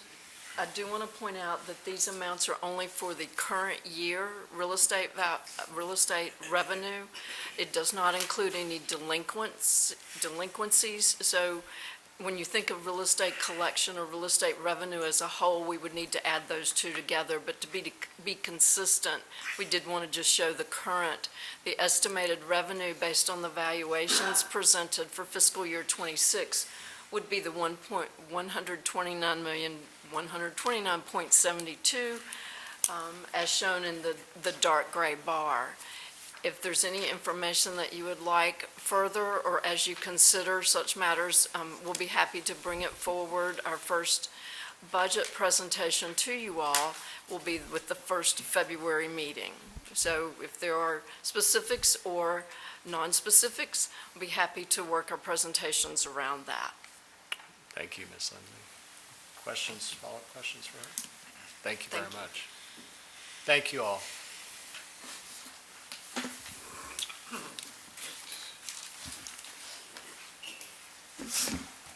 We have a number of items recommended for action following in the agenda. 7A. First is the acceptance and appropriation of a hazmat team grant from the Virginia Department of Emergency Management. We have one measure and ordinance, and I'll entertain a motion in a second. So moved. Madam Clerk, will you please read the title paragraph? Mayor Cobb, who seconded that? I didn't see here. Mr. Nash. Mr. Nash, okay. And I will read the ordinance. An ordinance authorizing acceptance of the 2024 Virginia Department of Emergency Management State Homeland Security Program Grant Hazmat Team to the city from the Virginia Department of Emergency Management, authorizing the city of Roanoke and the Roanoke Fire-EMS to serve as the fiscal agent for the distribution of the grant funds, authorizing the city manager or designee to execute and file appropriate documents to obtain such funds, and dispensing with the second reading of this ordinance by title. Thank you. Ms. Turner, do you have anything you want to add to this? Just a couple comments. This grant provides funding for the Southwest Virginia Incident Management Team, which is made up of individuals from several Southwest Virginia jurisdictions, obviously in Roanoke City being one. This team has been called upon for disasters such as Tropical Storm Helene, Tropical Storm Debbie, and even some of the wildland fires in Patrick County. This grant helps the team with training, equipment, and resources to provide support and assistance to localities during a disaster. Thank you. Questions or comments? Okay. Madam Clerk, if you'll please call the roll. Ms. Sanchez Jones. Vice Mayor McGuire. Aye. Mr. Nash. Aye. Mr. Volleson. Aye. Mr. Hagan. Aye. And Mayor Cobb. Aye, and the ordinance passes. Item B is the acceptance and appropriation of fiscal year '24 Southwest Virginia All Hazards Incident Management Team grants. There is one measure and ordinance, and I'll entertain a motion in a second. Move the resolution. Second. They tied, so I'll give it to Mr. Hagan this time. Madam Clerk, will you please read the title paragraph? An ordinance authorizing acceptance of the 2024 Virginia Department of Emergency Management State Homeland Security Program grant to the City of Roanoke for the FY24 Southwest Virginia All Hazards Incident Management Team grants. Authorizing the City of Roanoke and the Roanoke Fire-EMS to serve as the fiscal agents for the distribution of the grant funds. Authorizing the city manager or designee to execute and file appropriate documents to obtain such funds, and dispensing with the second reading of this ordinance by title. Thank you. Ms. Turner, any additional comments on this one? Just a couple. So this is an award that is awarded to us on an annual basis. And this particular team is comprised of members from the Salem Fire-EMS as well as the City of Roanoke. This is one of the state's regional response teams and typically one of the busiest in the region. And so we're really excited again to receive this grant. Thank you. Any questions or comments from council? All right. Madam Clerk, if you'll please call the roll. Ms. Sanchez Jones. Vice Mayor McGuire. Aye. Mr. Nash. Aye. Mr. Volleson. Aye. Mr. Hagan. Aye. And Mayor Cobb. Aye, and the ordinance is adopted. Item C is the acceptance and appropriation of the Virginia Tourism Corporation grant to be used for the 2025 Roanoke Go Outside Festival. There is an ordinance, and I'll entertain a motion and a second. Second. I need a motion first. Sorry. Mr. Nash moved, Ms. Sanchez Jones seconded. Thank you. Okay. If you'll please read the title paragraph. An ordinance authorizing acceptance of the Virginia Tourism Corporation grant made to the City of Roanoke for the marketing and promotional efforts of the 2025 Go Outside Festival, authorizing the city manager or designee to execute and file appropriate documents to obtain such funds, and dispensing with the second reading of this ordinance by title. Thank you.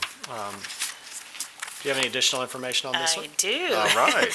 This grant is what helps keep this festival, the Go Outside Festival, free for the public by covering costs for the media promotions and operations.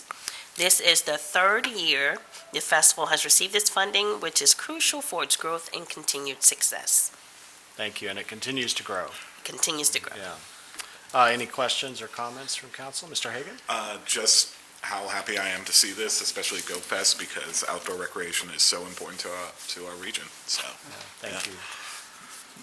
All right, Madam Clerk, will you please call the roll? Ms. Sanchez Jones. Aye. Vice Mayor McGuire. Aye. Mr. Nash. Aye. Mr. Volleson. Aye. Mr. Hagan. Aye. And Mayor Cobb. Aye, and the ordinance is adopted. Item D is the amendment of a lease agreement with the Roanoke Blacksburg Innovation Network for the lease of city-owned property located at 709 South Jefferson Street. There is an ordinance. Move the resolution. Thank you. Mr. Volleson, is there a second? Second. Thank you, Mr. Hagan. Madam Clerk, will you please read the title paragraph? An ordinance authorizing the city manager or designee to execute amendment number 1 to lease agreement dated January 30, 2022 between the City of Roanoke, Virginia and the Roanoke Blacksburg Innovation Network for the lease of city-owned property located at 709 South Jefferson Street, Southwest Roanoke, Virginia, designated as Roanoke City Official Tax Map Number 1020510, and dispensing with the second reading of this ordinance by title. Thank you. Ms. Turner, anything you'd like to add to this? No comments. Okay, Thank you. Thank you. Any discussion by council? I'd just like to Mr. point out. Volleson? I'm sorry. I'd like to just point out that this is the ramp building that's right next to the 707. So very important to our business ecosystem. Yes, yes, this is the ramp accelerator program building. Thank you. All right, Madam Clerk, I think we're ready to vote. If you would please call the roll. Ms. Sanchez Jones? Vice Mayor McGuire? Aye. Mr. Nash? Aye. Mr. Volleson? Aye. Mr. Hagan? Aye. And Mayor Cobb. Aye, and the ordinance is adopted. Item E is the approval of a historical marker to recognize the contributions of Lucy Addison. There is a resolution. I'll entertain a motion and a second. Move the resolution. Thank you. Madam Clerk, will you please read the title paragraph? A resolution acknowledging the Roanoke City Public Schools will submit an application to the Virginia Department of Historic Resource for the Historic Marker Program, requested placement of a historic marker in the city's right-of-way, recognizing the historic contributions of Lucy Addison, and directing that the city manager forward a letter to the Virginia Department of Historic Resources approving placement of such historic marker within the city's right-of-way and commitment to perpetual maintenance of the marker. Thank you. I see a couple of friends from Roanoke City Public Schools, Mr. Perkins and Ms. Mitzel. Either of you like to speak to this? Welcome.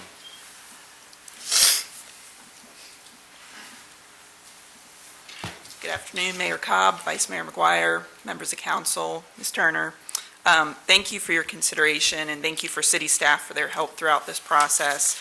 And I want to recognize, I know you're used to seeing former Mayor Nelson Harris here for these marker applications, and he was most helpful as we prepared this application.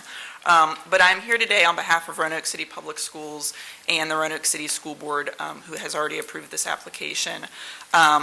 We would like to submit an application for the chance to potentially get a historical marker for Miss Lucy Addison to be placed outside of RCPS's current central office on off of Orange Avenue. As you all know, that central office will soon become the Community Empowerment and Education Center at Booker T. Washington, and we feel that this is an appropriate time to educate the public about Miss Addison's contributions. The Community Empowerment Center will open in July and serve as a hub for the entire community. It will be a welcome center, an enrollment center, a chance for our families to come and enroll, to take classes, to take parenting classes, and so much more. And so this will be the community center, and as such, it is important and fitting that we preserve our city's history. The building was built in 1928 as the original Lucy Addison High School. It was an all-black high school in a time when our school system was still segregated. And it was named for Miss Lucy Addison, who had just retired from a 41-year career as a pioneering educator. She was principal of the Harrison School, which was one of the all-black schools at the time and the city's first all-black high school. Harrison School is also the largest school for black students in Virginia under female leadership. So not only did Roanoke City name Lucy Addison High School for Miss Addison, it was actually the first public building in Roanoke to be named for a public citizen, white or black. And while Miss Addison did not work for the high school, she was retired at the time, we believe it's important that the marker be placed at this location because her history is intertwined with that school and that subsequent building's history. So as you all know, the historical marker application process is competitive and only several applications are approved each round, but we believe we have a strong application and we would like a letter with your all support for your consideration, if that is your desire, because the marker would become the city's property if and when it is installed. And so we have requested in the application that it would be placed down the hill from our building right at the corner of Orange Avenue in the right-of-way. And I'm happy to answer any questions that you all have. Thank you for that overview. Questions or comments by council? All right. Then we are ready to vote. Madam Clerk, will you please call the roll? Ms. Sanchez Jones? Aye. Vice Mayor McGuire? Aye. Mr. Nash? Aye. Mr. Volleson? Aye. Mr. Hagan? Aye. And Mayor Cobb. Aye, and the resolution is adopted. Thank you. Thank you all very much. This time I'll turn to our new city manager, Ms. Turner, for any comments, and I believe we also have a city council report back, and I don't know if you're going to include that as part of, that's something that was Yes. previously established. But I won't be doing it. I'm going to introduce okay, Katie. great. We turned over to you now. Thank you so much, Mayor Cobb. I am happy to share that the Homeless Assistance Team, for their 2024, has officially housed 304 individuals last year. So that is an amazing feat. I'm really excited for them. Although this year's winter point in time count, which is coming up, will be conducted on the night of January 22nd. City outreach teams will be conducting the street count early in the morning on the January 23rd. And also, the Empowerment Fair will be held on January 24th from 9 a.m. to 1 p.m. So a couple things. On the night of the 22nd is when the point in time count will start. And then our outreach team will also have early count the morning of January 23rd, with the Empowerment Fair on January 24th. My second comment is the Engineering Division is exploring an alternative walking surface for the MLK Memorial Bridge. The current timber walking surface replaced in 2008 as a part of a major renovation has not aged well due to snow plowing activities and is approaching the end of its useful life. Rather than installing a new timber walking surface, city staff is considering the installation of concrete planks that would closely resemble the existing timber in size and color. The next community stakeholder meeting will be held on February 6th at the Gainsborough Library at 5 p.m. And then I'd like to turn it over to Ms. Hendrick, our Inclusive Services Manager, who will provide a report out on our After Actions report. Thank you, Ms. Turner. Mayor Cobb, Vice Mayor McGuire, I feel like Ms. McCoy and I are having to shift our names. I have them so ingrained in my brain. So for those of you that are new, I'm Katie Hedrick. I'm the Inclusive Services Manager. So part of what I do is I keep notes on residents that bring concerns or complaints, anything that needs any kind of follow-up or further action. And then once a month, I'll come back to you and kind of report back on what has happened or anything, conversations that have taken place, all of that. So we did hear that at the City Council Summit on December 3rd, Ms. Sanchez-Jones had asked about trees that were being cut down along with the development of apartments on Orange Avenue. So I did hear back from Ms. Moore in the Planning Department, and she said that they did learn that the developer was working outside of the scope of their development plan and without proper land disturbance permitting in place. So they contacted the developer directly, and the representative from the builders has acknowledged their errors, and there are also certain steps that they need to take to replenish the trees and make sure that they're back on track with the permit that they had initially. I think that's the only one from council specifically. The rest were from residents that brought concerns. So Mr. David Hoops shared his concern about vehicles being parked in designated bike lanes, which is something that we've been hearing about a lot. It creates safety hazard for cyclists. They're merging into traffic and back so that they're avoiding vehicles and all of that. So I spoke with Ross Campbell, Director of Public Works, and there's a video that RVTV created in conjunction with our Vision Zero coordinator. It shows various types of bike lanes and shoulders to help us understand. Some of them are not designated bike lanes, so cars can park in them, trash bins can be set in them, but just to understand the difference of the different usage so that people are using them appropriately. And Lieutenant Thompson, who's the Northwest Zone Lieutenant, has already started ticketing vehicles that are in violation of those, and they'll begin towing inoperable vehicles that are parked in those places as well. I have also been informed that Lieutenant Thompson does not do anything slowly. So once he is committed to do those things, it will happen very quickly. Mr. Lynch also came and asked that council consider naming some of the parts of Eureka Park Recreation Center after Mr. Brown and Ms. Killen, who were instrumental in the early stages of the Eureka Park Recreation Center. I'm still working with Mr. Lynch to try to figure out some more information and first names of those individuals and all of that. But I did speak with Parks and Recreation, and they know there are a couple different places within the new recreation center that would be really great to name after residents or public figures. So they will definitely be taking public input and feedback as the time for naming those comes closer. And then we've also heard this today, but there were two residents as well who encouraged council to consider appointing Danny Clausen to a council seat if it was vacated. Obviously, this person did not apply, so that has now become a slightly irrelevant point, but there were residents that were here to speak in favor of that. I think that is all I have for you guys today, unless you Thank guys you. have questions about anything. Any follow-up questions? Awesome, thank you. Thank you. All right, moving on in our agenda. Ms. Turner, do you have anything else? Good? All right. We have no reports of committees or unfinished business. We do have a resolution before us to implement free fare Transit Equity Day service for Valley Metro on Tuesday, February 4th, 2025. This resolution was adopted this afternoon during the Greater Roanoke Transit Company Board meeting, and now it's before us to adopt. So I'll entertain a motion and second on this resolution. Move the resolution. Second. Thank you. Madam Clerk, will you please read the title paragraph?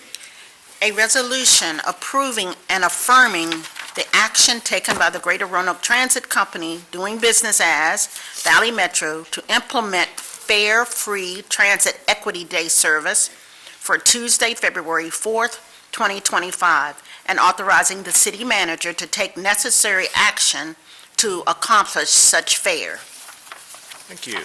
Any follow-up questions or comments? Mr. Hagan?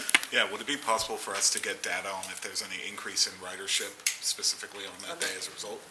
Sure.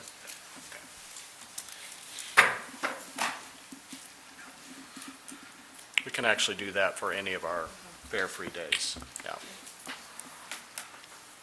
In fact, I'll just add a note, I don't remember what the increase was, but we did see a fairly marked increase, fare-free on Election Day last fall. All right, we are ready for the roll call on this vote. Ms. Sanchez Jones. Aye. Vice Mayor McGuire. Aye. Mr. Nash. Aye. Mr. Volleson. Aye. Mr. Hagan. Aye. And Mayor Cobb. Aye, and the resolution passes. Thank you. Next item are motions and miscellaneous business. This is an opportunity for anyone on council to bring forward any inquiries or additional comments. Ms. Sanchez Jones? I want to take this opportunity to express my sincere gratitude to the members and the president of the Southern Leadership Conference for honoring me with the Community Service Award this past Saturday. It is truly a privilege to be recognized by such a distinguished organization that has long been dedicated to empowering our community and advocating for justice and equality. Thank you again for this incredible honor, and I look forward to continuing our work together to service our community. Thank you. Thank you and congratulations. Thank you. Any other inquiries or comments? All right, next item are vacancies on certain authorities, boards, commissions. We don't have any. I will add one other thing. The Greater Roanoke Transit Company Board did meet this afternoon, and one of the items, just as a matter of update, we have received 2 of our 3 electric buses, and we were able to take a first ride, the board was this afternoon, on one of those buses. They are very quiet. There's a notable difference in the noise level related to an electric bus, but they're quite lovely. And the third bus is still in production. We're hopeful that it will be to us sometime in February or early March. We are planning an unveiling of these once they're wrapped for the public, so stay tuned for that. All right, I don't believe there's any other business before us for the 2 o'clock session, so we will stand in recess for our closed meetings and then reconvene here at 7 o'clock p.m. in council chambers. We are in recess.